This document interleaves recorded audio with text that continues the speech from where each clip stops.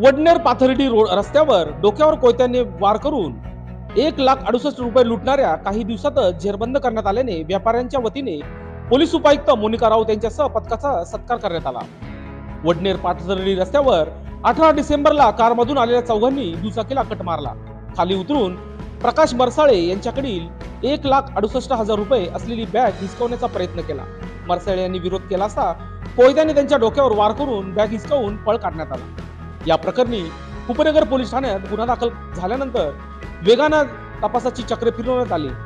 पोलिसांच्या पथकाने अवघ्या 8 दिवसातच आरोपींचा शोध घेऊन त्यांना ताब्यात घेतले। त्यांच्याकडून तब्बल 1,40,000 रुपये हस्तगत करण्यात आले आहे। पोलिसांच्या या कारवाईने व्यापारी वर्ग सुखावला गेला आहे। उपायुक्त मोनिका राऊत यांच्यासह सहाय्यक पोलीस आयुक्त आनंद वाघ, उपनगर पोलीस ठाण्याचे वरिष्ठ पोलीस निरीक्षक विजय पगारे, गुन्हे शोध पथकाचे सहाय्यक पोलीस निरीक्षक